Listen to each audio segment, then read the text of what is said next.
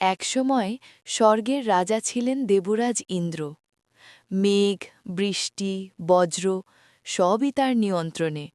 দেবতারা তাকে ডাকত দেবরাজ, আর মানুষ ভয় পেত তার বজ্রাস্ত্র বজ্র। কিন্তু ইন্দ্র সবসময় শক্তিশালী ছিলেন না, তিনি ছিলেন অহংকারী। একদিন এক ঋষি তাকে আশীর্বাদ হিসেবে দিলেন এক অপূর্ব মালা। ইন্দ্র সেই মালা নিজের হাতির গলায় ঝুলিয়ে দিলেন, ঋষির সম্মান না করেই। ঋষি রাগে অভিশাপ দিলেন, তোর শক্তি, তোর ঐশ্বর্য সব হারাবি। আর ঠিক তখনই শুরু হল পতন। অসুররা আক্রমণ করল স্বর্গ। ইন্দ্রের বজ্র নিষ্ক্রিয়, দেবতারা পালাতে বাধ্য।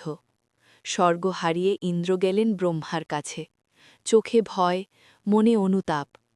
ব্রহ্মা বললেন, শক্তি নয়, নম্রতাই সত্যিকারের রাজত্ব। ইন্দ্র কঠোর তপস্যা করলেন, অহংকার ভেঙে ফেললেন, ক্ষমা চাইলেন প্রকৃতির কাছে। তখন দেবী আদিতি জন্ম দিলেন বামন অবতার।